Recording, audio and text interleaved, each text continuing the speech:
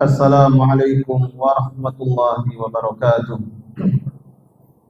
Innal hamdalillah nahmaduhu wa nasta'inuhu wa nastaghfiruh wa na'udzu billahi min shururi anfusina wa min sayyiati a'malina.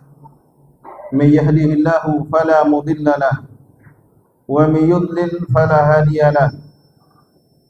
Ashhadu an la ilaha illallah wahdahu la syarika lahu wa ashhadu anna Muhammadan abduhu wa rasuluh sallallahu alaihi wa ala alihi wa ashabihi wa man sara ala nahjihi wa tamassaka bi sunnatihi ila yaumiddin wa sallama tasliman katsira.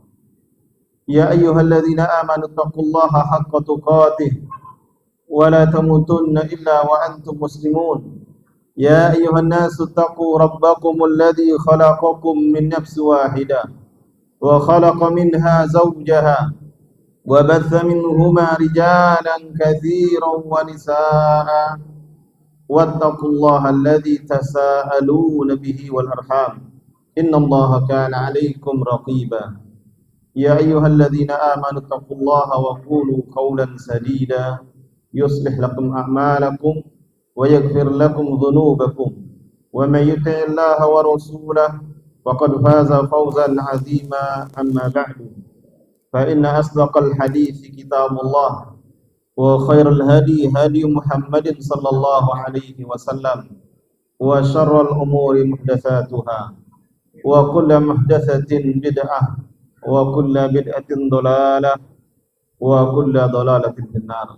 Alhamdulillah, kita bersyukur kepada Allah atas karunia yang tak terhingga yang senantiasa Allah limpahkan kepada kita, sehingga di malam hari ini kita kembali diberikan kesempatan untuk hadir di rumah Allah yang mulia ini, menunaikan salat maghrib secara berjamaah, kemudian duduk sejenak mendengarkan hadis-hadis Rasulullah SAW dijelaskan. Kita melanjutkan kajian kitab Bulughul Maram, bab Al-Jami', kitab Al-Jami' dari kitab Bulughul Maram. Kemudian babnya babus silah wal bir, bab yang menjelaskan keutamaan silah, menjalin hubungan, dan bir, berbuat baik atau berbakti. Masih tersisa sekitar 3 atau 4 hadis lagi dari bab ini. Semoga malam hari ini terbaca semuanya, maka pekan depan kita akan masuk ke babuz zuhud wal wara. Hadis ke 1276. Qala al-musannif rahimahullah, berkata penulis, semoga Allah merahmatinya, yaitu al-Imam Ibnu Hajar al-Asqalani, wa an Abi Hurairah radhiyallahu anhu qala, dan dari Abu Hurairah radhiyallahu anhu beliau berkata, qala Rasulullah sallallahu alaihi wasallam, telah bersabda Rasulullah sallallahu alaihi wasallam, man naffasa an muslim qurbatan min qurabid dunya, barang siapa yang menghilangkan dari seorang muslim kesusahan dari kesusahan dunia, naffasallahu anhu qurbatan min qurabi yaumil qiyamah, maka Allah akan menghilangkan darinya kesulitan dari kesulitan pada hari kiamat kelak. Wa man yassara ala mu'sir, dan barang siapa yang memudahkan atau memberikan kemudahan kepada orang yang kesulitan, yassarallahu alaihi fid dunya wal akhirah, maka Allah pun akan memberikan kemudahan untuknya di dunia dan di akhirat.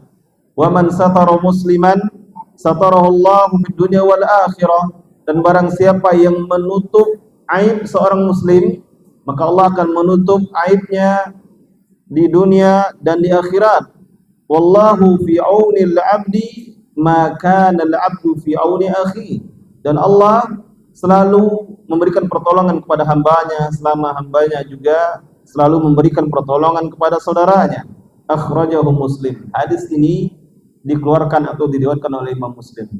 Hadis ini hadis yang panjang, ini bagian dari hadis ini, masih ada lanjutannya. Tapi Al-Imam membawakan bagian ini ingin menjelaskan kepada pembaca tentang beberapa amalan yang akan mempererat hubungan antara seorang muslim dengan saudaranya, sebagaimana disebutkan dalam hadis ini. Ada beberapa pelajaran yang bisa kita petik sebagaimana dijelaskan dalam kitab Tawdihul Ahkam. Pelajaran yang pertama, qala Ibnu Daqiqil Aid. Qala Ibnu Daqiqil Aid, berkata Ibnu Daqiqil Aid, hadza haditsun azimun jami'un li anwa'in minal ulumi wal qawaid wal adab.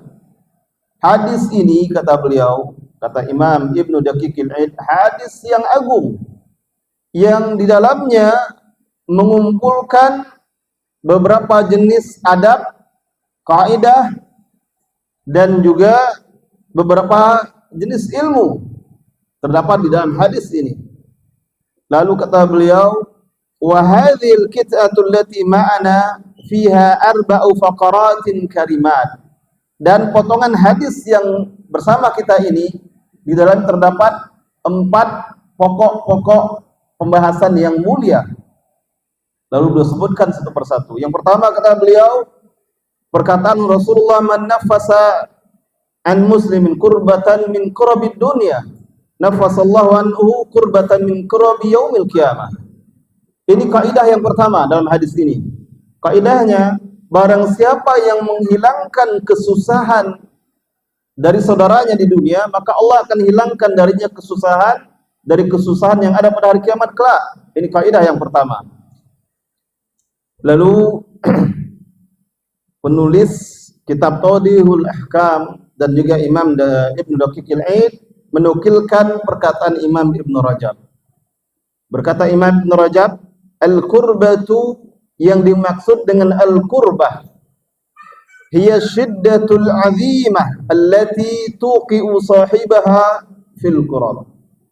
Yang dimaksud dengan kurbah dalam hadis ini, kalau secara bahasa diartikan kesusahan atau kesulitan, atau juga diartikan musibah, ujian. Maka kata beliau, yang dimaksud dengan al-kurbah adalah asyiddatul azimah, kesusahan yang sangat berat, sangat besar.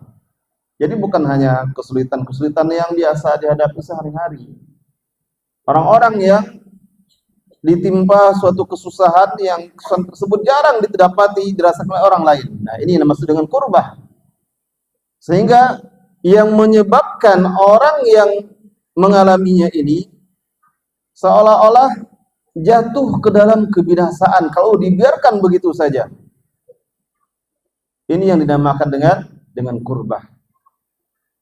Lalu kata beliau, kata Imam Ibnu Rajab, wa tanfisuha ayyu khaffafa anhu minha,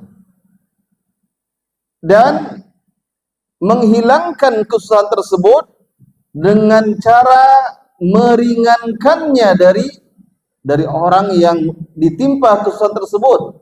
Itu makna tanfis dalam hadis Rasulullah, man nafasa kurbatan, maka maknanya khaffafa anhu minha, memberikan keringan, meringankan atau membantu sesuatu yang menyebabkan ringan baginya kesusahan yang sedang dia hadapi.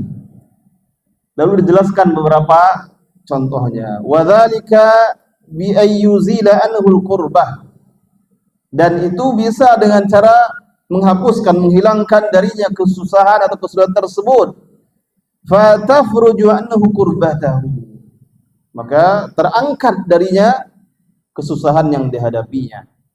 Wa yazulu hammuhu wa ghammuhu, dan hilang juga kesedihan dan kegelisahan hatinya. Karena biasanya orang yang ditimpa kesusahan, apalagi berat, kesusahan yang dihadapinya, pasti dia sedih dan tak jarang hatinya juga gelisah. Kecuali orang-orang tertentu yang sangat istimewa dalam keimanan dan tawakalnya kepada Allah. Dan tentu tidak semua orang yang bisa demikian. Ada orang-orang yang mendapatkan musibah, ditimpa ujian yang berat, tapi biasa saja sepertinya. Zahirnya biasa, tapi hati kadang tidak ada yang tahu. Karena fitrahnya manusia, kalau ditimpa kesusahan, gelisah itu biasa. Nabi juga mengalami sedih, Nabi juga mengalami gelisah. Oleh karena itu, di beberapa doa Nabi berlindung dari sedih dan gelisah. minal hammi wal ghammi. Nabi berlindung dari sedih dan gelisah atau gundah di hati. Kemudian Al-Imam Ibn Rajab mengatakan, dan mengangkat kesusahan dari seorang itu pembahasan luas. Jadi tidak hanya dalam satu masalah saja. Fa innahu yashmalu kullama yalzamu. Nah, masalah ini meliputi semua yang selalu mengiringi manusia. Apa saja yang ada pada manusia kesusahannya, dan tentu berbeda-beda antara satu orang dengan yang lain, kesusahan, kesulitan yang dialaminya. Nah, itu juga masuk ke dalam pembahasan ini. Man nafasa kurbatan min kurabid dunya, nafasallahu anhu kurbatan min kurabi yaumil qiyamah. Barang siapa yang menghilangkan dari seorang muslim satu kesusahan dari kesusahan dunia, maka Allah akan menghilangkan darinya kesusahan dari kesusahan-kesusahan pada hari kiamat kelak. Berkata Al-Imam An-Nawawi rahimahullah. Berkata Imam An-Nawawi rahimahullah, fihi dalilun ala istihbabir ridha. Dalam hadis tersebut terdapat dalil disukainya ridha. Ridha terhadap kesusahan yang ditimpa, yang dialami. Karena semuanya itu terjadi karena Allah Subhanahu wa taala, atas kehendak Allah. Kata beliau, fihi dalilun ala istihbabir ridha wa fakil asir, dan juga dalil disukainya fakil asir, membebaskan tawanan. Apa maksudnya membebaskan? Kalau ada pasukan kaum muslimin yang ditawan oleh musuh, biasanya ada tebusan yang diminta. Maka memberikan tebusan itu sesuatu yang sangat disukai. Dan barang siapa yang ikut serta, ikut andil, berpartisipasi memberikan tebusan, misalnya sebagai penjamin dan yang lainnya, tebusan sekian ratus juta, biar saya yang menebusnya. Maka orang ini mendapatkan keutamaan yang besar. Jadi Al-Imam An-Nawawi mengatakan, makna dalam hadis tersebut istihbabur ridha, dan juga istihbabu fakil asir, dan disukainya membebaskan tawanan. Waddamani 'alal mu'sir, dan juga disukai menjadi penjamin bagi orang yang sedang kesusahan, sedang kesulitan. Mu'sir ini biasanya sering digunakan kesulitan dalam masalah ekonomi, terlilit hutang, lalu dia tidak mampu membayarnya. Nanti kita akan temukan pembahasan dalam masalah ini. Kemudian Al-Imam An-Nawawi juga mengatakan, walaysa fil hadits jazaa'ul hasanah hasanatun fil akhirati wahidah. Di hadis tersebut tidak terdapat penjelasan bahwasanya balasan yang baik itu hanya dibalas dengan satu kebaikan di akhirat. Jadi kalau Imam An-Nawawi memahami bahwasanya balasan yang akan diterima itu banyak nanti. Kenapa demikian? Karena di dalam hadis Rasulullah mengatakan kurbatan, man nafasa an muslimin kurbatan min kurabid dunya, nafasallahu anhu kurbatan min kurabil akhirah.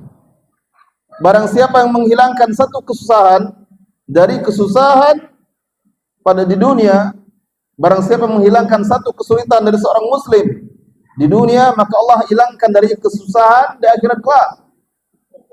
Dan kalimat kurbah, jika tidak didahului oleh alif lam, dalam bahasa Arab sebut alif lam ma'rifah, alif lam ta'rif, atau menunjukkan ma'rifah, berarti kalimatnya nakirah. Nah, kalimat nakirah mencakupi semua jenis kesusahan, semua bentuk kesusahan Allah hilangkan. Ini makna yang dipahami oleh Imam An-Nawawi.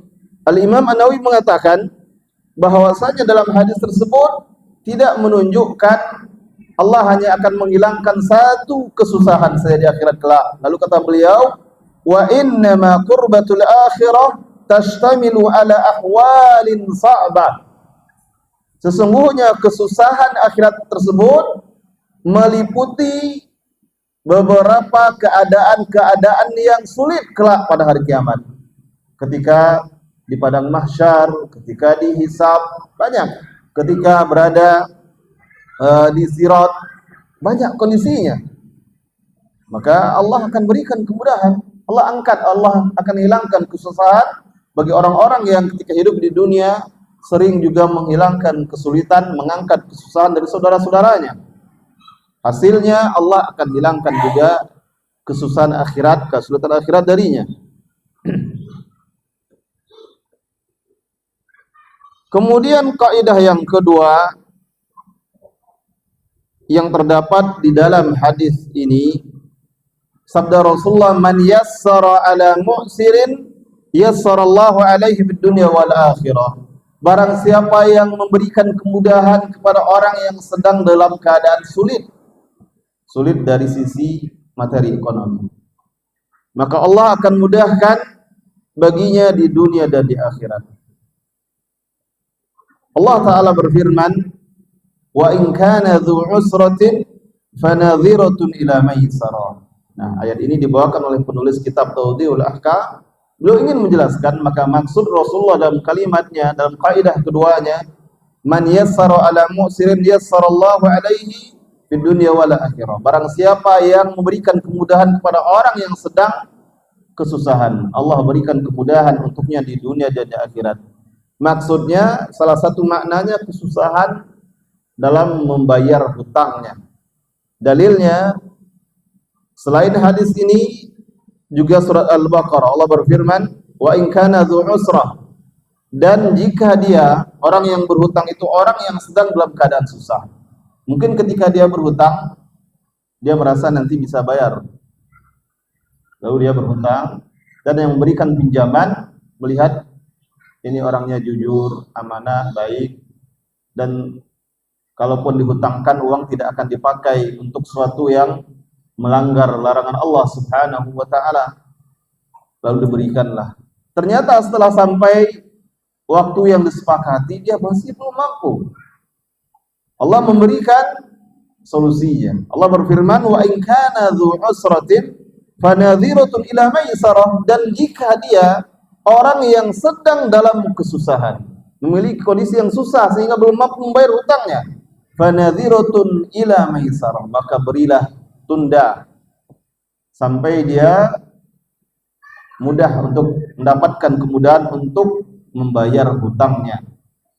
Wa anta saddaqu khairul lakum, dan jika kalian bersedekah, misalnya setelah diberikan tenggang waktu, tunda sebulan-bulan depan, tunda lagi, kehidupannya masih susah, belum seperti yang diharapkan, maka kata Allah, wa anta saddaqu, dan jika kalian bersedekah dengan apa yang telah kalian pinjamkan tadi, kalian jadikan itu sedekah, khairul lakum, itu lebih baik bagi kalian. In kuntum ta'lamun, jika kalian mengetahuinya. Jadi dalam ayat ini, urutan yang tertinggi memaafkan yang berhutang. Biarlah, kalau memang kamu tak sanggup, sudah saya hadiahkan untuk kamu. Itu urutan tertinggi. Kemudian yang di bawah itu memberikan tenggang waktu. Adapun sampai menyita dan sebagainya, boleh kalau memang seperti itu, jika tidak memudaratkan orang yang berhutang. Kalau di negeri kita kan kadang ada orang yang saking butuh, lalu dia tidak pikir-pikir, yang dijadikan jaminan adalah surat upah. Itu berbahaya yang seperti itu. Apa berbahayanya? Ketika dia tidak sanggup sampai batas waktu, lalu disita. Nah, kalau disitanya dengan cara yang sesuai syariat, sitanya bagaimana? Dijual, lalu dibayarkan kepada hutang, sisa uang diberikan kepada pemilik rumah, itu masih sesuai dengan syariat. Kadang disita habis. Yang motor juga dijadikan jaminan gadai, disita habis. Atau yang seperti ini, mirip seperti ini juga kredit konvensional. Sebulan, 2 bulan, 3 bulan nunggak, padahal tersisa 2-3 kali angsuran lagi. Nunggak, akhirnya disita habis. Kalau dijual, padahal dijual dengan harga yang pantas. Kalau laku seandainya terjual dengan harga 25 juta, sisa hutangnya cuma 5 juta, masih dapat 20 juta hak pemilik motor tersebut. Tapi kadang dengan konsep yang zalim disita habis. Nah, ini merugikan salah satu pihak. Sedangkan dalam Islam memberikan pelajaran di sini, orang-orang yang memberikan hutang setelah melihat kondisi orang yang berhutang memang susah, maka Allah janjikan pahala. Allah janjikan pahala, beri kemudahan, beri tunda, tenggang waktu, tambah tenggang waktunya sampai dia mudah. Kalau juga tidak, maka kalau memang mungkin untuk memaafkannya, silahkan, dan itu lebih baik kata Allah. Khairun lakum in kuntum ta'lamun. Dan itu luar biasa, kalau ada yang seperti itu luar biasa. Tapi kalau jumlahnya tentu tidak seberapa. Kalau jumlahnya sudah sampai puluhan juta, ratusan juta, jarang pula yang seperti itu biasanya.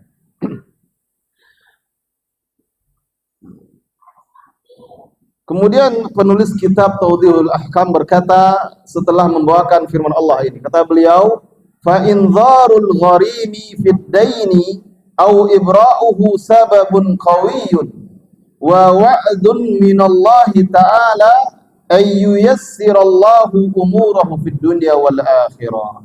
Kata penulis kitab ini, dan memberikan tenggang waktu atau menunda waktu bagi al-gharib. Jadi gharib itu orang yang terlilit hutang. Nah, kalau kita di Indonesia gharib, terutama di Sumatera, di Riau, gharib itu di masjid, ya, petugas kebersihan di masjid, yang jaga masjid, kita sebut gharib. Padahal dalam bahasa Arab dan istilah syariat, gharib itu orang yang terlilit hutang. Jadi terjadi perubahan makna.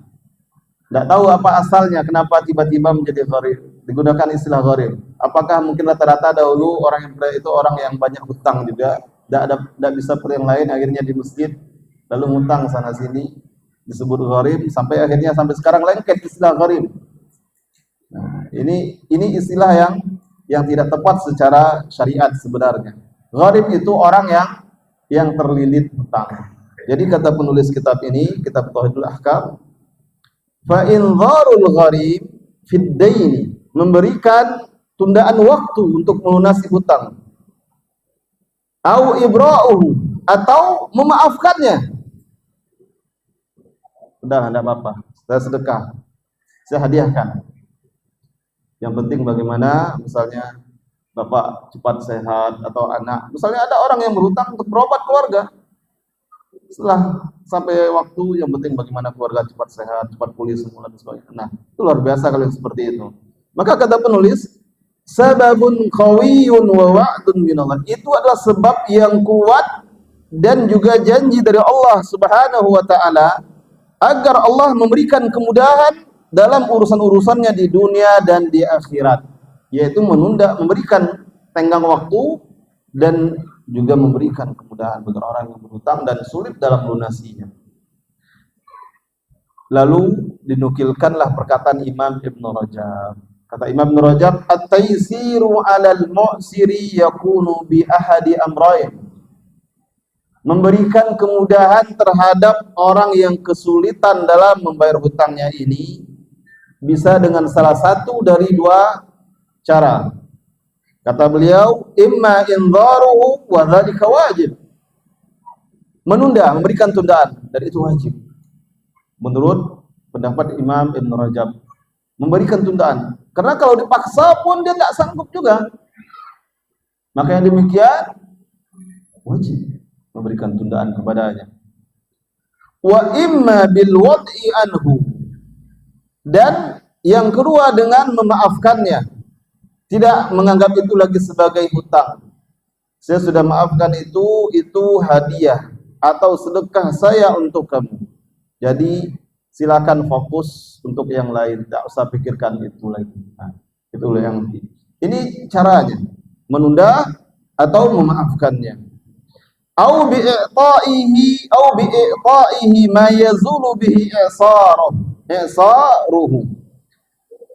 Atau dengan memberinya sesuatu yang dengannya akan menghilangkan kesusahannya.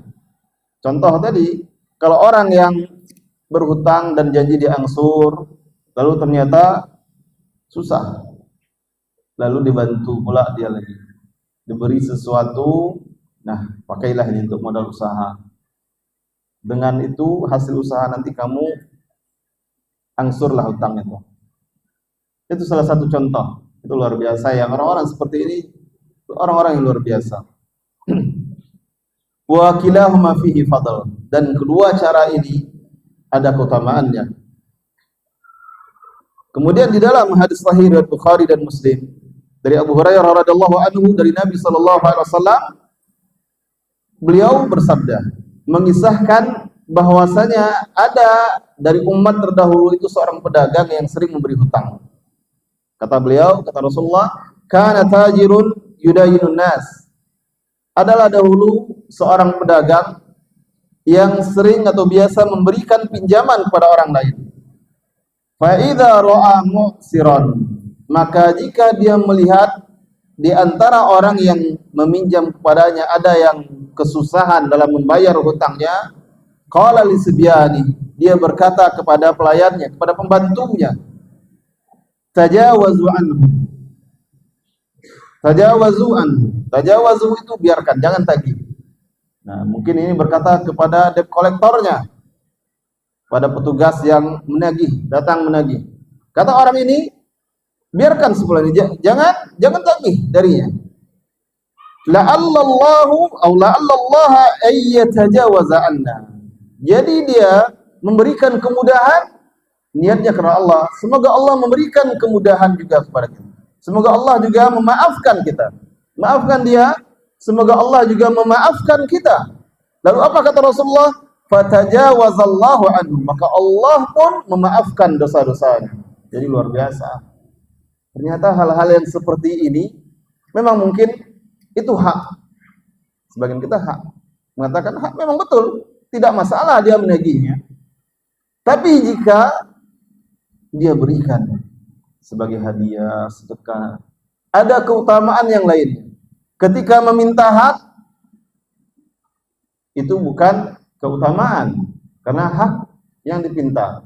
Tapi ketika memberikan hak kepada orang lain, di sini istimewanya. Maka Allah berikan keutamaan. Contoh orang ini yang biasa memberikan pinjaman kepada orang-orang lain, lalu dia perintahkan petugas-petugas yang biasa menagih, kalau ada orang yang susah kata mereka, maafkan, jangan ditagih lagi. Semoga Allah pun memaafkan kita. Maka kata Rasulullah, fatajawazallahu anhu, maka Allah pun memberikan maaf dan ampunan kepadanya. Ini luar biasa keutamaan memberikan kemudahan kepada orang yang kesulitan, orang berhutang dan kesulitan untuk melunasinya. Itu pelajaran dari kaidah yang kedua dalam hadis.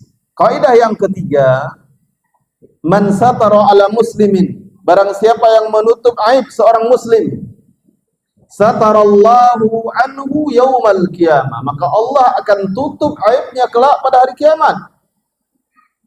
Orang yang menutup aib saudaranya, tidak dia ceritakan, tidak dia umbar, tidak dia viralkan, maka Allah pun akan menutup aibnya di dunia maupun di akhirat. Ini kaidah yang ketiga dari hadis ini. Berkata Imam An-Nawawi mengenai kalimat ini atau kaidah dari Nabi ini, kata beliau, fil hadithi istihbabu satril muslim. Dalam hadis tersebut terdapat penjelasan disukainya menutup aib seorang muslim. Idza tala'a ala annahu amila fahisha, jika dia mengetahui bahwasanya saudaranya itu berbuat maksiat. Jadi jika seseorang melihat saudara atau mengetahui saudara berbuat maksiat, yang harus dia lakukan pertama, hukum asalnya adalah menutup aib, merahasiakannya dari orang lain, tidak menyebarkannya, tidak sengaja. Apalagi sekarang handphone itu 24 jam di tangan. Lihat sesuatu, yang pertama kali dilakukan adalah merekam, divideokan. Nah, bukan melarang dan sebagainya, tapi divideokan, lalu di-upload, di-share di IG, di TikTok, di Facebook dan sebagainya. Itu kebiasaan orang-orang sekarang. Sedangkan dalam Islam tidak seperti itu. Tutup. Allah berfirman di dalam surat An-Nur, "Innal ladzina yuhibbuna an tashi'a al-fahisha fil ladzina amanu lahum adzabun alim fid dunya wal akhirah." Sesungguhnya orang-orang yang menyukai tersebarnya keburukan, tersebarnya maksiat, perbuatan-perbuatan keji di antara orang-orang yang beriman, maka untuk mereka azab yang pedih di dunia dan di akhirat untuk orang yang menyebarkannya. Ini ancaman dari Allah langsung dalam Al-Quran surat An-Nur. Wallahu ya'lamu wa antum la ta'lamun. Dan Allah mengetahui sedangkan kalian tidak mengetahuinya. Nah, ini dalil dari Al-Quran. Bagaimana keras dan tegasnya Allah memberikan ancaman terhadap orang-orang yang menyebarkan aib orang lain. Kemudian juga kata Al-Imam An-Nawawi, disukai bagi seseorang apabila berbuat dosa, dia menutup dosanya tersebut. Untuk diri dia tutup, jangan dia ceritakan. Karena Rasulullah juga bersabda di dalam hadis sahih, "Kullu ummati mu'afah." Semua umatku ini dimaafkan, diampuni. Illa mujahir, kecuali mujahir, orang yang terang-terangan dengan dosanya. Para sahabat bertanya, siapa itu mujahir? Siapa orang-orang yang dianggap terang-terangan dengan dosanya? Lalu Rasulullah menyebutkan, yaitu orang-orang yang malamnya berbuat dosa, berbuat maksiat, Allah tutup dari orang lain. Lalu di siang hari, di pagi harinya dia cerita, tadi malam kami begini, tadi malam kami panen sawit si fulan, lumayan lah, dapat sekian kuintal atau sekian ratus kilo. Atau tadi malam kami mabuk dan sebagainya. Dia cerita ke orang-orang. Bahkan mungkin dia share paginya, dia share di berbagai media sosialnya kegiatan malamnya dan sebagainya. Nah, ini orang-orang seperti ini kata Rasulullah, Allah tidak akan ampuninya. Bangga dengan dosanya. Allah tutupi lalu dia yang menyebarkan aib dan dosanya. Maka seorang muslim itu disukai juga untuk menutup aibnya. Jangan malah dia yang menyebarkannya. Berkata Imam Ibnu Daqiqil Aid di dalam Syarah Al-Arba'in, al-muradu bis-satr, yang dimaksud dengan menutup aib terhadap orang-orang. Yang maksud dengan satr itu adalah menutup aib terhadap orang-orang yang memiliki kehormatan, kemuliaan, baik itu orang biasa ataupun orang-orang yang memang punya kedudukan di antara orang lain, orang-orang yang terjaga, yang tidak dikenal sebagai pelaku maksiat. Nah, di sini dia berlaku. Di sini dia berlaku keutamaan menutup aib dan perintahnya. Ini berlaku jika pelaku dosa tersebut bukan orang-orang yang memang terkenal sudah biasa berbuat dosa. Jika dia orang baik-baik lalu tergelincir jatuh dalam perbuatan dosa, maka wajib bagi orang yang mengetahui untuk menutupnya, tidak menyebarkannya. Tapi kalau orang-orang yang memang sudah biasa korupsi, biasa mencuri, biasa khianat, biasa menipu dan sebagainya, tidak apa-apa, hati-hati. Jangan bekerja sama dengan dia. Sudah banyak orang-orang yang sudah ditipunya. Hati-hati. Dia itu biasa mengambil barang orang, cepat tangannya itu. Kalau kumpul dulu dengan dia, hati-hati. Dompet, handphone, barang-barang berharga, hati-hati. Nah, ada itu boleh, yang seperti itu boleh. Boleh untuk diberitahukan sebagai peringatan kepada orang yang lain.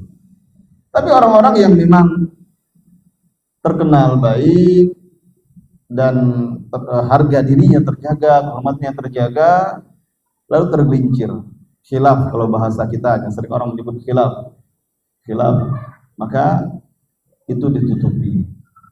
Jangan disebarluaskan aibnya. Wahada, lalu kata Ibnu Daqiqil Aid, wa hadza fi satri ma'siyatin waqa'at wa anqadat, dan itu pun menutup maksiat yang telah terjadi dan berlalu. Maksiat yang sudah lama, bukan yang sedang terjadi, tapi yang lama. Amma idza alima ma'siyatahu wa huwa multabisun biha. Adapun jika dia mengetahui maksiat seorang tersebut dan orang tersebut sedang bermaksiat atau sedang melakukan maksiatnya, belum meninggalkan atau belum bertaubat, fa yajibul mubadarah bil inkari alaih, maka kewajiban pertama segera mengingkarinya. Jadi Ibnu Daqiqil mengatakan menutup aurat, menutup aib itu dosa yang telah berlalu, bukan dosa yang sedang dilakukan.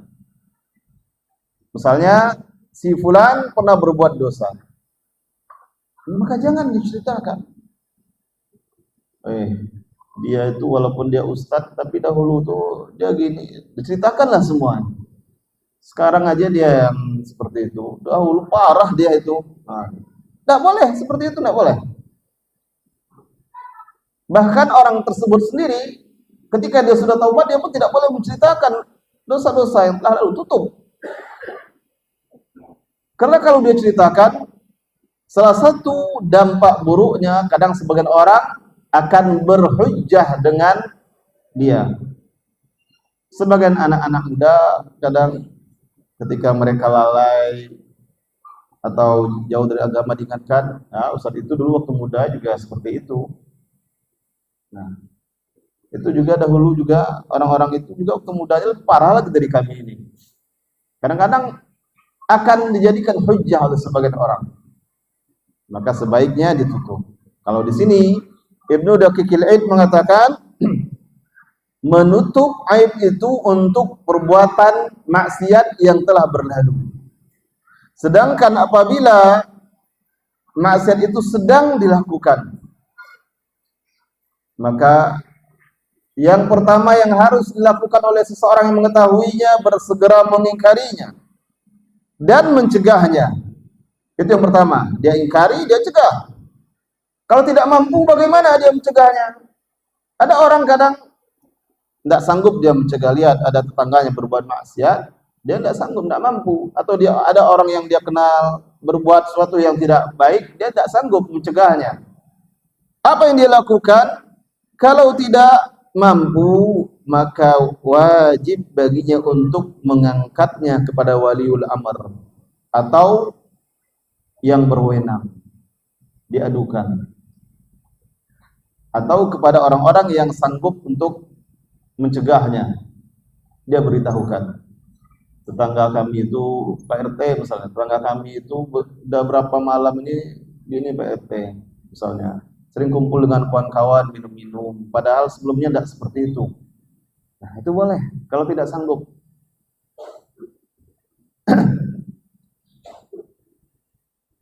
Dan juga dengan syarat tidak menyebabkan kerusakan yang lebih besar. Kata Imam Ibnu Daqiqil Aid, illam yatarattab ala dzalika mafsadah. Jika dia melaporkan, tidak ada dampak kerusakannya.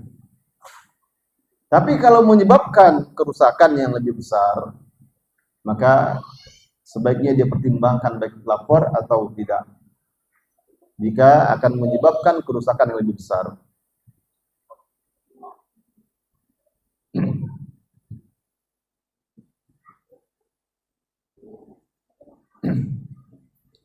Lalu Al-Imam Ibn Rajab, kalau tadi perkataan Ibnu Daqiqil Aid, kemudian Al-Imam Ibn Rajab menyebutkan, kata beliau, i'lam anna an-nasa ala darbain. Ketahuilah manusia itu ada dua macam, kata beliau. Yang pertama, man kana masturan la yu'raf bi syai' min al-ma'asi. Yang pertama, orang yang memang tidak diketahui dia berbuat maksiat, tidak pernah dikenal dia berbuat maksiat. Orang yang tertutup aibnya, terjaga aibnya. Tidak pernah diketahui kalau si fulan itu atau si fulanah itu kelakuannya seperti ini. Tidak pernah dikenal, diketahui oleh masyarakat orang yang biasa berbuat keburukan. Maka yang seperti ini, kata Imam Ibn Rajab, idza waqa'at minhu hafwatan aw zallatan. Jika dia berbuat maksiat, berbuat dosa. Karena khilaf, tergelincir. Fa innahu la yajuzu hatkaha, maka tidak boleh menyebarluaskan, mengangkatnya, tidak boleh mengungkapnya, tidak boleh menyebarkan aibnya. Karena dia bukan orang yang memang dikenal berbuat dosa, berbuat keburukan. Orang yang memang selama ini terjaga kehormatannya. Maka ketika dia melakukan sesuatu tergelincir, kata Imam Rajab, tidak boleh menyebarkan aibnya. Walad tahadduts biha, dan tidak boleh berbicara menceritakan aibnya. Li'anna dzalika ghibatun muharramah. Karena itu adalah salah satu bentuk ghibah yang diharamkan. Nah, jatuhnya kepada perbuatan ghibah, menceritakan aib orang lain. Ini tidak diperbolehkan. Wa hadha huwa alladhi warada fi nusus, dan inilah yang disebutkan di dalam nas Al-Qur'an. Allah berfirman di dalam surat An-Nur, innal ladzina yuhibbuna an tashi'a al-fahisha. Ini surat yang tadi disebutkan. Sesungguhnya orang-orang yang menyukai tersebarnya keburukan di antara orang yang beriman, maka bagi mereka azab yang pedih di dunia dan di akhirat. Allah ancam dengan azab, ancaman Allah. Allah akan berikan, timpakan kepada azab yang pedih di dunia dan di akhirat.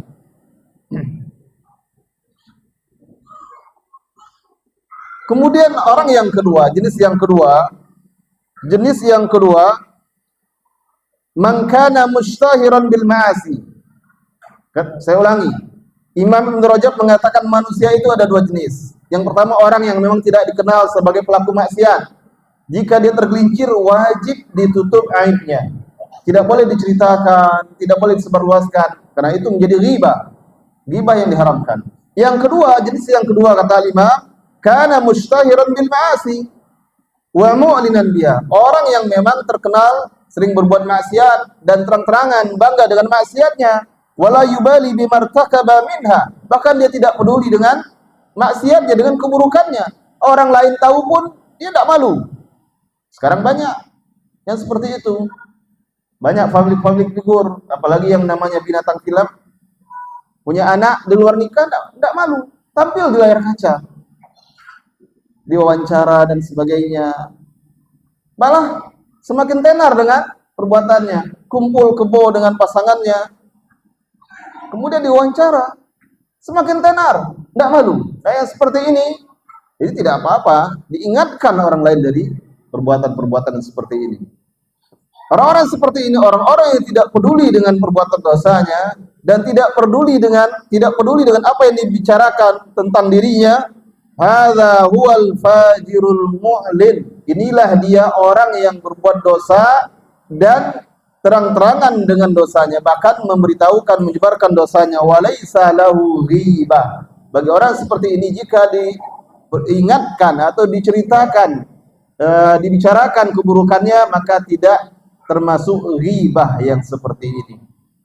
Orang seperti ini, kalau dibicarakan keburukannya kepada orang lain, diingatkan bahwa saya itu perbuatan dosa, maksiat, haram, besar ancamannya dalam Islam, maka ini tidak termasuk ghibah yang seperti ini.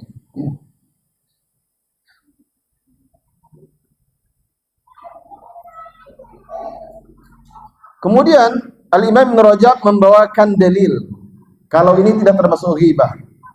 Ada hadis riwayat Bukhari dan Muslim, hadisnya cukup panjang. Dalam hadis tersebut mengisahkan seorang wanita yang mengaku berzina dengan seorang remaja yang masih jomblo, ya, dengan remaja. Lalu yang remajanya dicambuk 100 kali lalu diasingkan. Yang wanitanya bagaimana? Apa kata Nabi kepada sahabat? Waqdu ya Unais ila imraati hadha. Wahai Unais, pergilah temui wanita ini, cari tahu kebenaran tentang pengakuan zinanya. Fa ini tarafat farjumha. Jika dia mengakui, maka rajamlah, tegakkan hukum rajam terhadapnya. Dari sini para ulama mengambil kesimpulan hukum, boleh mencari tahu, bertanya ke orang lain. Si fulanah itu di mana rumahnya? Apakah betul dia berzina dengan fulan dan sebagainya? Dan cari tahu. Lalu didatangi, ditanya dan sebagainya. Ketika Rasulullah mengatakan si fulanah itu berzina, kan menceritakan kepada orang lain. Tapi itu dalam rangka untuk mencari kebenaran, dan itu pun diperbolehkan yang seperti itu. Ini berkenaan dengan menutup aib. Dan untuk penegakan hukum syariat, jika suatu masalah sudah diangkat ke qadhi, ke mahkamah, ke penguasa, ke waliul amr, maka tidak boleh ada syafaat. Tidak boleh ada syafaat. Kalau bahasa kitanya apa syafaat ini? Minta keringanan. Tidak boleh misalnya minta keringanan.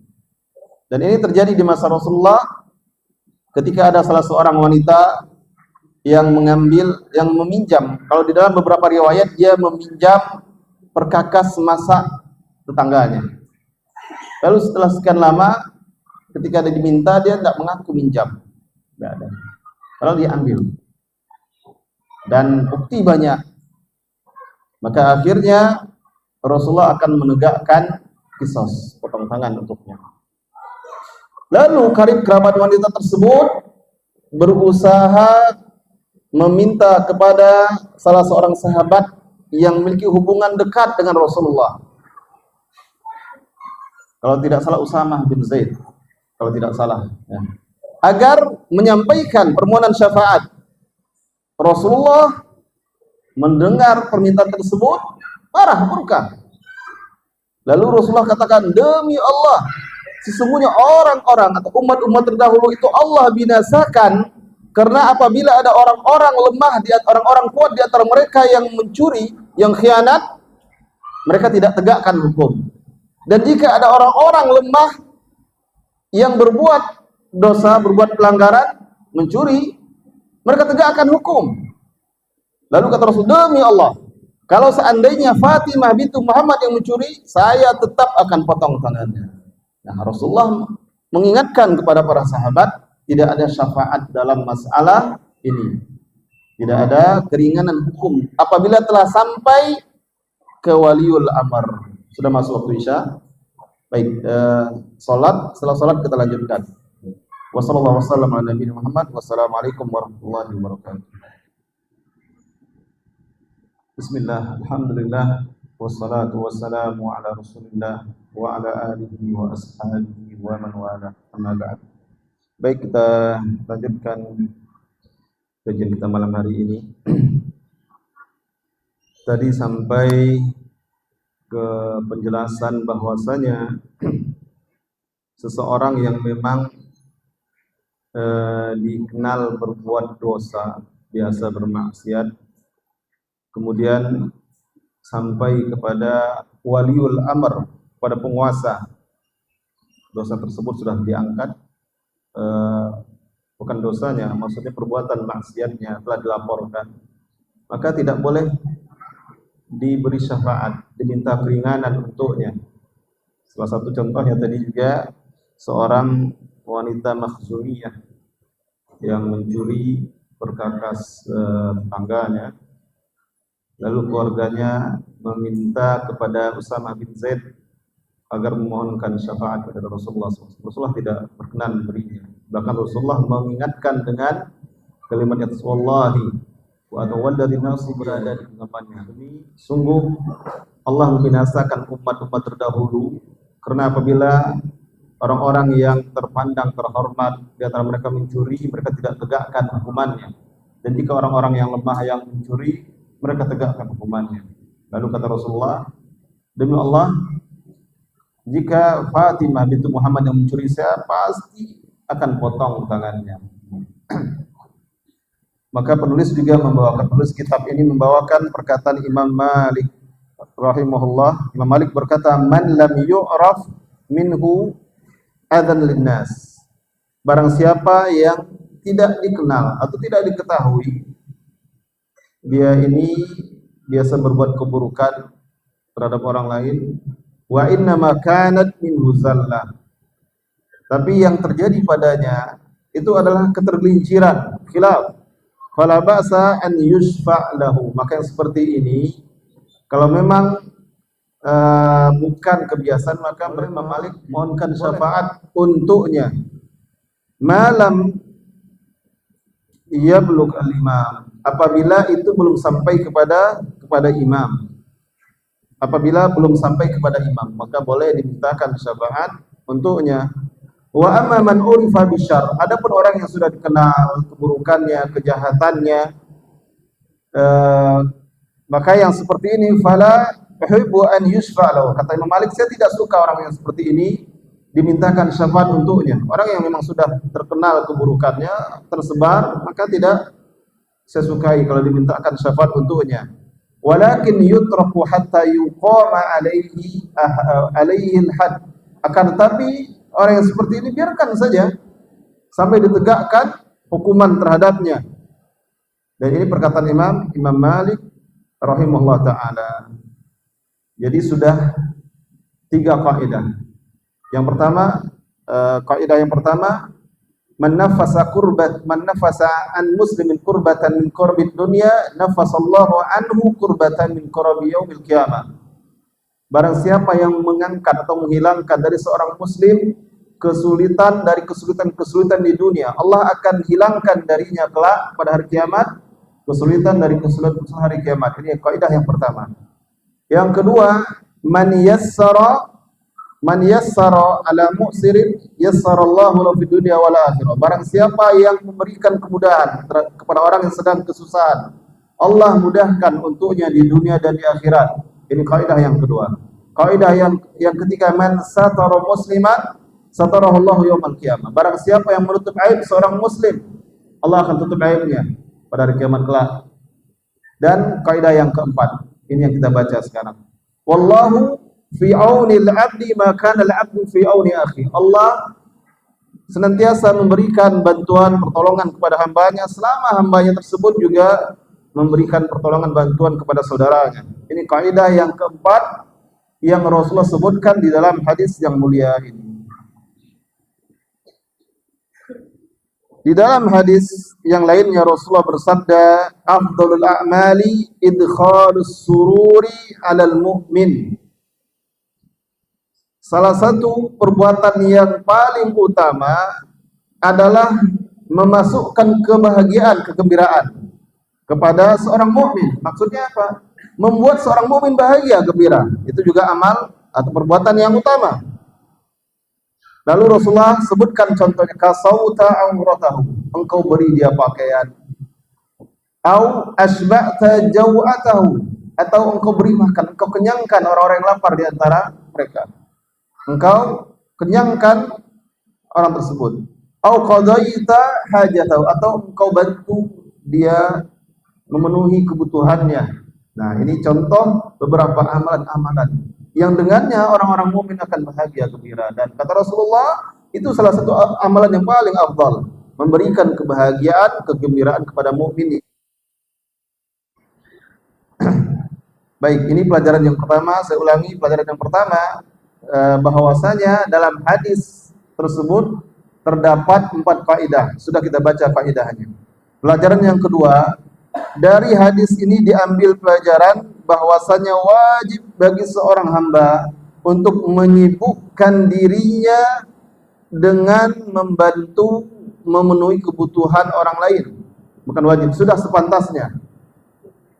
Sudah seharusnya bagi seorang mukmin atau bagi seorang hamba membantu memenuhi kebutuhan saudaranya. Dan lebih utama lagi jika dia mendahulukan dari dirinya. Apa contohnya? Orang-orang Ansor dahulu, ketika kaum Muhajirin datang ke Mekah, sebagian mereka itu dalam keadaan sulit juga, bahkan mereka juga butuh. Tapi mereka tetap memberikan bantuan kepada kaum Muhajirin. Bahkan Allah puji bagaimana persaudaraan kaum Ansor dengan Muhajirin ini. Nah, begitu juga kalau kita dalam keadaan susah, lalu ada orang yang butuh bantuan, jangan sampai saya juga susah. Ini tidak dibenarkan dalam Islam. Beri bantuan sesuai dengan kemampuan kita. Jangan sampai keluar dari lisan seorang mukmin ketika dia tidak memberikan bantuan dengan alasan saya juga susah. Meninggal diri saya, saya bantu. Ini keliru yang seperti ini. Karena banyak beredar hal-hal yang berkaitan dengan adanya pengungsi Rohingya. Yang diviralkan beberapa ungkapan-ungkapan itu, orang Indonesia ini juga susah, banyak orang miskin dan sebagainya. Masalahnya bukan itu. Di dalam Islam mengajarkan walaupun kita susah, ketika ada yang butuh bantuan, bantu sebisanya. Dan itu keutamaan yang luar biasa yang akan didapat oleh orang-orang seperti itu. Sehingga tidak menjadikan alasan tidak mau bantu kita dalam keadaan susah. Padahal dahulu kaum muslimin di Madinah juga dalam keadaan susah, sebagian mereka dan mereka bantu sahabat-sahabat yang hijrah ke Madinah. Kemudian pelajaran yang ketiga yang terakhir dari hadis seperti ini, bahwasanya kalimat-kalimat yang ada dalam hadis tersebut menunjukkan bahwasanya Allah Ta'ala akan memberikan balasan kepada seorang hamba sesuai dengan amalnya. Nah, inilah yang dikatakan dalam Quran, al-jaza'u min jinsil amal. Balasan sesuai dengan apa yang dilakukan. Membantu orang yang kesusahan, Allah berikan juga, Allah hilangkan kesusahannya. Memudahkan orang, Allah berikan kemudahan juga. Menutup aib orang, Allah tutup aibnya juga. Kemudian membantu, senantiasa membantu apapun bentuk yang dibutuhkan, Allah juga selalu membantu hamba-hamba yang mengeluarkan, memberikan bantuannya. Nah, ini kaidahnya, al-jaza'u min jinsil amal. Balasan sesuai dengan amal. Yang berbuat baik akan mendapatkan kebaikan. Yang berbuat buruk, maka dia juga pun akan mendapatkan balasan keburukannya, walau sebesar biji dzarrah. Allah berfirman di dalam surat Al-Zalzalah. Apa bunyinya? "Faman ya'mal mithqala dzarratin khairan yarah, wa man ya'mal mithqala dzarratin syarran yarah." Maka barang siapa yang beramal kebaikan walaupun hanya sebesar biji dzarrah. Sebagian menerjemahkan biji sawi, atau sebagian lagi mengatakan biji yang butiran yang paling kecil pun, maka tetap akan mendapatkan, akan melihat balasannya. Dan barang siapa yang berbuat keburukan walaupun hanya sebesar biji dzarrah, dia pun pasti akan melihat atau mendapatkan akibatnya kelak. Ini pelajaran dari hadis yang tadi kita baca di awal pertemuan ini. Hadis yang berikutnya, hadis ke 1277. Wa Nabi Mas'ud radhiyallahu anhu qala Rasulullah sallallahu alaihi wasallam, "Man dalla ala khairin falahu mithlu ajri fa'ilihi." Akhrajahu Muslim. Barang siapa yang menunjukkan kepada suatu kebaikan, maka dia mendapatkan ganjaran seperti orang yang melakukannya. Ini hadis pendek tapi luar biasa pelajaran yang ada di dalamnya. Pelajaran yang pertama, seorang mukmin itu hendaknya menjadi qudwah, teladan bagi yang lainnya dalam kebaikan. Seorang mukmin sebaiknya menjadi teladan dalam berbagai kebaikan. Karena itu Rasulullah mengatakan, barang siapa yang menunjukkan kepada kebaikan, maka dia mendapatkan ganjaran seperti orang yang melakukannya. Ini motivasi agar memberi qudwah, teladan yang baik. Menjadi teladan yang baik bagi orang lain. Kalau ada orang lain yang mencontoh, mengikuti, meniru, maka dia akan mendapatkan pahala. Orang yang memberikan contoh akan mendapatkan pahalanya. Allah berfirman di dalam surat Al-Furqan. Ini perkataan Nabi Ibrahim kalau tidak salah ini. Walladzina yaquluna rabbana hab lana min azwajina wa dhurriyyatina qurrata a'yun waj'alna lil muttaqina imama. Dan orang-orang yang berkata, Rabbana hab lana min azwajina wa dhurriyyatina. Ya Allah, berikanlah kepada kami dari istri-istri kami dan anak-anak keturunan kami qurrata a'yun, penyejuk mata. Waja'alna lil muttaqina imama. Dan jadikan kami sebagai pemimpin bagi orang yang bertakwa. Salah satu makna waja'alna lil muttaqina imama, jadikan kami sebagai qudwah. Karena qudwah, teladan, uswah itu kan diikuti. Nah, maka makna imama salah satunya jadikan kami sebagai orang yang diikuti, diteladani. Ini dalil dari Al-Qur'an tentang keutamaan memberikan contoh atau teladan yang baik kepada orang lain. Di dalam hadis Muslim dari Jarir bin Abdullah, Rasulullah bersabda, "Man sanna sunnatan fil Islami hasanah." Barang siapa yang memberi contoh yang baik di dalam Islam, falahu ajruha, maka dia mendapatkan ganjarannya. wa ajru man amila biha ba'dahu, dan juga ganjaran orang yang mengamalkannya setelahnya. Jadi orang-orang yang memberi contoh yang baik, dia mendapatkan ganjaran dari yang dia amalkan. Kemudian mendapatkan ganjaran dari orang-orang yang ikut mengamalkannya setelahnya. Terus begitu, mengalir terus pahalanya. Selagi orang-orang terus mengamalkannya, mengalir terus pahalanya. Min ghairi ayyan qusa min ujurihim min syai', tanpa mengurangi sedikit pun pahala orang-orang yang mencontohnya. Jadi si fulan, si A memberikan contoh kepada B. B lalu mengamalkan apa yang dicontohkan oleh A. A mendapatkan pahala dari apa yang dia amalkan dan mendapatkan aliran pahala dari amalan si B tanpa mengurangi pahala si B. Nah, itu keutamaan yang luar biasa.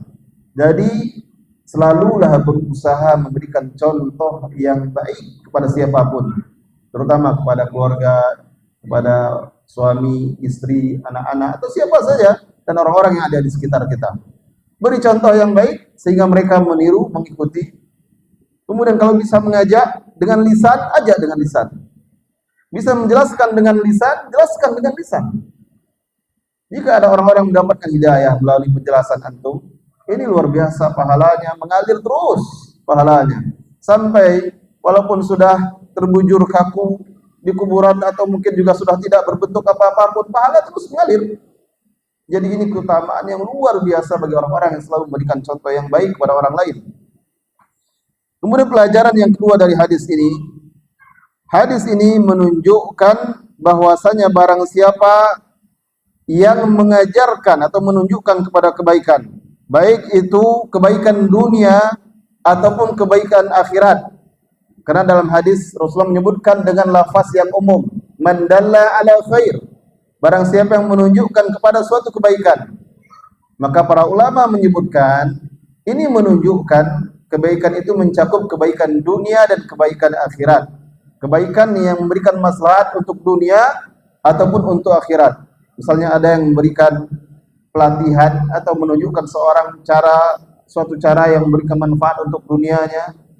Nah, itu kebaikan. Masuk dalam makna hadis ini. Dan orang-orang yang seperti ini mendapatkan pahala dari apa yang diajarkan tersebut, tanpa mengurangi sedikit pun pahala orang yang mengikutinya. Kemudian pelajaran yang ketiga atau yang terakhir dari hadis ini, bahwasanya amal soleh yang paling afdal adalah yang manfaatnya banyak. Yang manfaatnya banyak, bermacam-macam, dan juga dirasakan oleh orang lain. Amal soleh, apa contohnya yang seperti ini? Sedekah jariyah. Sedekah jariyah adalah sedekah yang amalnya atau yang manfaatnya dirasakan oleh orang banyak. Bangun masjid, atau juga yang lainnya, misalnya perbaiki jalan yang rusak, atau buatkan sumur bor, air jadi dimanfaatkan oleh orang banyak, bebas silakan yang butuh ambil, atau apa saja yang untuk kebutuhan orang banyak, itu sedekah jariyah. Dan itu salah satu amal soleh yang paling afdal. Kemudian juga ilmu yang bermanfaat, itu juga amal soleh yang paling afdal. Ilmu yang bermanfaat yang diajarkan kepada orang lain dan memberikan kebaikan untuk dunia ataupun untuk akhirat. Nah, ini juga amal-amal soleh yang memberikan manfaat. Bahkan di dalam hadis sahih riwayat Bukhari dan Muslim, Rasulullah bersabda bagaimana begitu besarnya pahala ketika seseorang memberikan manfaat kepada orang lain melalui amalnya. Salah satunya memberi hidayah, menjadi sebab orang lain mendapatkan hidayah. Pahalanya luar biasa. Ketika Rasulullah mempersiapkan pasukan kaum muslimin untuk menaklukkan benteng Yahudi di Khaybar, Rasulullah sehari sebelum memberangkatkan pasukan, mengumpulkan pasukan kaum muslimin. Lalu kata Rasulullah, saya akan berikan bendera panji perang ini kepada seseorang yang Allah dan Rasulnya mencintainya, dan dia pun mencintai Allah dan Rasulnya. Rasulullah tidak sebutkan siapa namanya. Malam itu sahabat semuanya berharap, semoga saja orang itu adalah saya. Karena Ada pujian dari Rasulullah. Rasulullah sudah menyebutkan Allah dan Rasul mencintainya, dan dia pun mencintai Allah dan Rasulnya. Pagi harinya Rasulullah kembali kumpulkan pasukan kaum muslimin untuk diberangkatkan ke Khaybar. Ali tidak terlihat, tidak hadir. Rasulullah bertanya kepada para sahabat tentang Ali ini kemana dia. Para sahabat mengatakan Ali sedang sakit, matanya sakit dan sebagainya. Rasulullah minta panggilkan Ali, bawa ke sini. Lalu Ali radhiyallahu anhu dihadirkan ke hadapan Rasulullah. Rasulullah doakan dan Rasulullah ludah mata Ali dengan izin Allah sembuh, bahkan seperti tidak pernah mengalami sakit mata. Lalu Rasulullah serahkan kepadanya panji atau bendera perang, dan Rasulullah beri nasihat kepada Ali radhiyallahu anhu. Salah satu nasihatnya, la an yahdiyallahu bika rajulan wahidan khairun laka min humurin na'am. Seandainya Allah beri hidayah kepadamu atau melaluimu satu orang saja. Karena hadis tersebut mengandung nasihat kepada Ali, ketika sampai ke tempat benteng, halaman benteng musuh, jangan langsung diserbu begitu saja. Suruh dahulu mereka agar mereka mau beriman kepada Allah dan Rasul-Nya, agar mau bersyahadat. Kalau tidak, tawarkan kepada mereka untuk membayar jizyah dan mereka aman. Tapi Yahudi bagaimana? Sama seperti Yahudi sekarang, sudah dari dahulu. Yahudi itu orang-orang yang memang sering melanggar khianat dan melanggar janji. Maka sebabnya mereka diusir dari Madinah ke Khaybar itu karena mereka sering melanggar janji. Melanggar janji yang sudah mereka sepakati dengan kaum muslimin di Madinah. Tapi mereka khianat, bahkan bekerja sama dengan orang-orang musyrik yang ingin memerangi orang-orang beriman. Lalu diusir ke Khaybar, masih juga tetap khianat. Bekerja sama dengan orang-orang musyrik dan kabilah-kabilah yang ingin memerangi kaum muslimin. Akhirnya diperangi juga mereka dan diusir dari Jazirah Arab. Nah, salah satu nasihat Rasulullah kepada Ali, jangan langsung diperangi orang-orang tersebut, tawarkan Islam. Lalu di salah satu bagian hadisnya Rasulullah bersabda, la an yahdiyallahu bika rajulan wahidan khairun laka min humurin na'am. Jika seandainya Allah beri hidayah melalui satu orang saja, lebih baik bagimu dari seekor onta merah. Onta merah itu dahulu kendaraan paling mewah, paling mahal. Orang yang memilikinya, yang menungganginya itu orang-orang terkenal, bangsawan, orang-orang terhormat. Tidak sembarang orang yang mempunyainya. Nah, kalau kita mungkin sekarang ibaratnya kendaraan yang paling mahal, itulah dia. Dan hidayah yang diberikan kepada seseorang melalui kita, yang didapatkan seseorang melalui kita, itu lebih baik bagi kita daripada seekor onta merah. Lebih baik akibatnya, pahalanya, daripada memiliki seekor onta merah atau memiliki kendaraan yang paling mahal yang ada sekarang. Ini luar biasa. Hadis ini menunjukkan kepada kita keutamaan mengajak seseorang kepada hidayah atau kepada kebaikan. Nah, ini poin yang ketiga atau terakhir dari hadis ini. Baik, hadis yang berikutnya. Dan ini hadis terakhir di bab asilah wal bir. Hadis yang terakhir dari bab asilah wal bir. An Ibnu Umar radhiyallahu anhuma anin Nabi sallallahu alaihi wasallam, man ista'adzakum billahi fa'idhu. Dari Ibnu Umar radhiyallahu anhuma, dari Nabi sallallahu alaihi wasallam, beliau bersabda, barang siapa yang meminta perlindungan kepada kalian dengan menyebut nama Allah, misal demi Allah, saya butuh perlindungan dari kamu, maka kata Rasulullah, lindungi dia. Wa man sa'alakum billahi fa'atuhu. Dan barang siapa yang meminta kepada kalian dengan Allah, dengan menyebut nama Allah, maka berilah apa yang dimintai sesuai dengan kesanggupan tentunya. Wa man ata ilaikum ma'rufa. Dan barang siapa yang memberikan suatu kebaikan kepada kalian, fakafi'uhu, maka balaslah kebaikan tersebut. Fa illam tajidu. Dan jika kalian tidak memiliki atau tidak mendapati sesuatu yang bisa untuk membalas kebaikannya, fad'u lahu, maka doakan kebaikan untuknya. Contohnya ucapannya apa? Jazakallah khairan, syukran, jazakallah khairan, Allah yubarik fikum. Itu contohnya. Ketika seorang berbuat baik kepada kita, kita tidak bisa memberikan balasan yang serupa dengannya, maka ucapkan doa-doa kebaikan untuknya. Ada pelajaran dari hadis ini.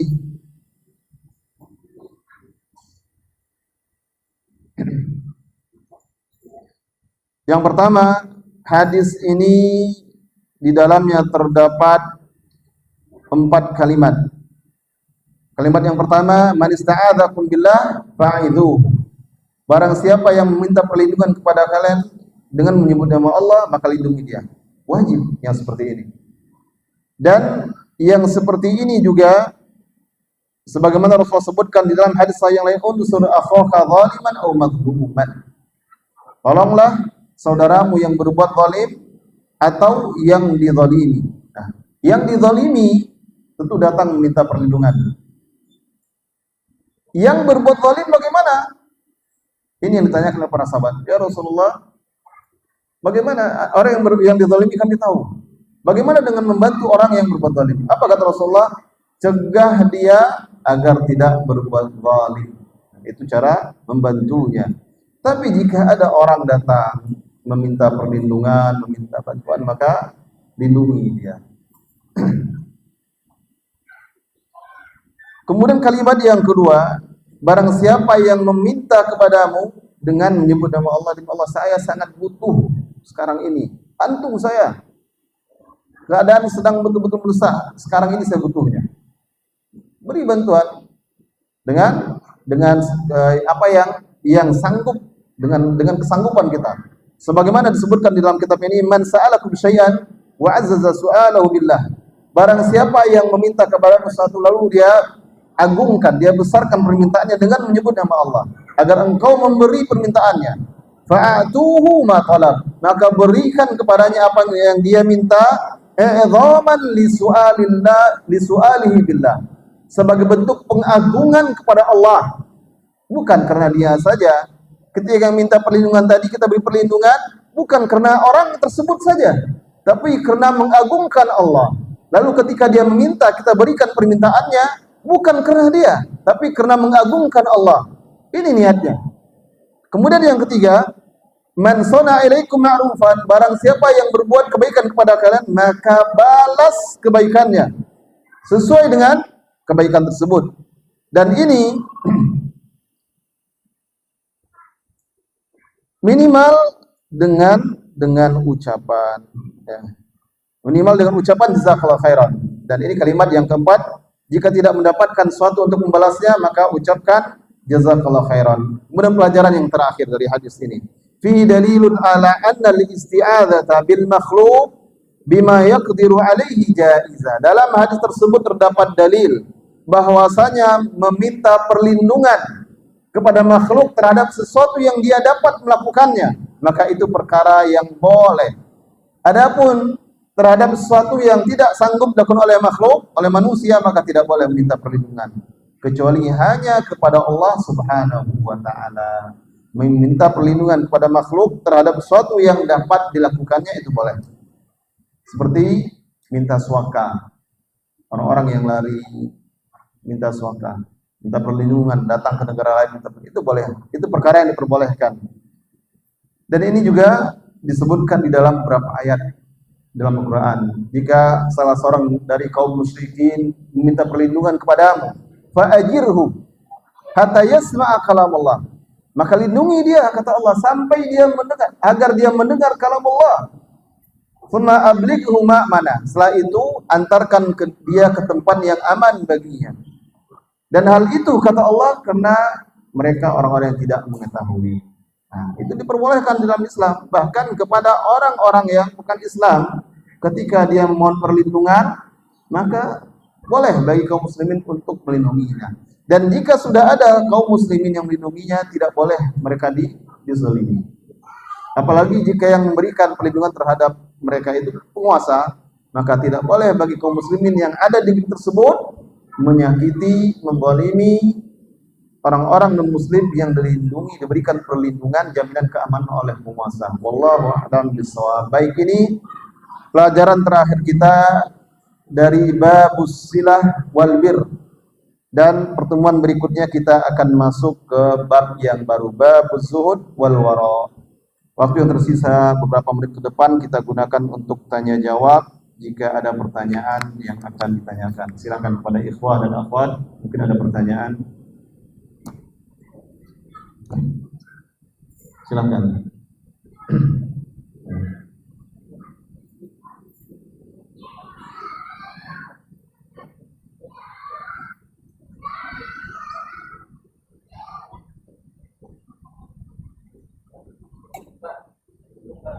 Waalaikumsalam warahmatullahi wabarakatuh.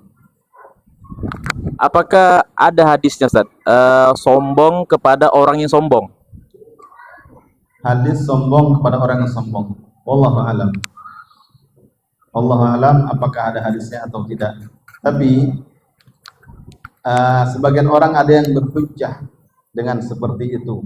Nah, saya pun juga baca beberapa penjelasan masyayikh, kemudian beberapa penjelasan ustaz-ustaz kibar asatidzah, bahwasanya itu menyelisihi kaidah di dalam Islam.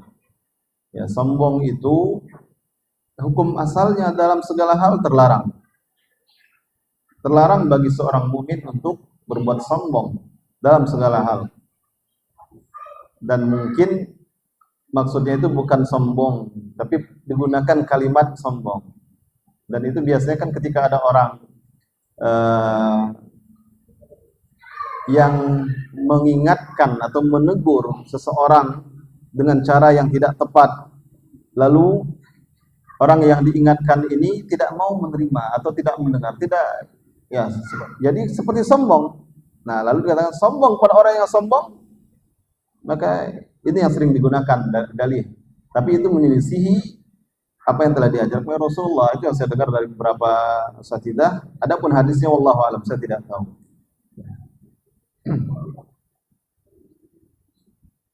Baik, silahkan. Warahmatullahi wabarakatuh. Waalaikumsalam warahmatullahi wabarakatuh. Ini Ustadz, ada kejadian di daerah pelaku maksiat perselingkuhan dan kemudian digrebek bersama ya RT dan warga. Kemudian apakah ada dalam Islam istilah upah-upah? Nah, dan kemudian apa kalaupun memang ada atau tidak ada, apakah boleh upah-upah itu misalnya upah. Ya, upah-upah istilahnya untuk memberi efek jerah. Ya. Istilahnya karena di tempat kami ada pernah kejadian pertama ada upah-upah dan minta kambing. Ya. Dipotong dan dimakan warga. Apakah boleh itu, Ustaz? Hukum adat mungkin. Atau di dalam istilah berapa adalah hukum adat. Ya. Baik. Terima kasih, Ustaz. Baik. Pertanyaannya, apakah ada di dalam Islam hukum yang disebut dengan upah-upah atau sanksi atau denda terhadap pelaku atau pelanggar larangan Allah seperti maksiat, perzinahan, digerebek, lalu diwajibkan bayar denda. Nah, ini di dalam Islam. Kalau berbicara, pertanyaannya sesuai dengan pertanyaan dalam Islam. Maka dalam Islam yang ada itu, jika yang berzina, orang yang sudah menikah, baik masih dalam status pernikahan atau sudah duda atau janda, maka hukumnya rajam sampai meninggal. Ditanam, badannya ditanam, dan semua orang lewat melemparnya dengan batu sampai meninggal. Jika yang berzina itu orang yang belum menikah, walaupun umurnya sudah 50, 70, tapi belum pernah menikah, walaupun mungkin sudah beberapa kali juga atau sudah pengalaman dalam masalah hubungan seks, tapi karena belum pernah menikah, maka hukumnya cambuk 100 kali dan diasingkan dari negerinya. Itu kalau belum. Maka tidak ada satupun pembahasannya di dalam kitab-kitab para ulama, dan juga tidak ada dalil-dalil yang jelas oleh syariat hukum upah-upah. Ada hukum takzir dalam suatu pelanggaran yang belum ditetapkan dalam agama hukumannya. Itu boleh seperti itu. Misalnya suatu penguasa membuat peraturan yang peraturan itu maslahat bagi warga atau masyarakat yang ada di negeri tersebut. Barang siapa yang melanggar akan diberikan hukuman, sanksi. Nah, itu yang seperti itu boleh, namanya takzir. Dan itu wewenang waliul amr untuk menetapkannya. Adapun seperti yang tadi, itu adalah salah satu dosa yang sudah ada ketetapan syariat, maka tidak ada sebenarnya seperti itu. Ya, wallahu a'lam bishawab. Baik, ada pertanyaan yang lain?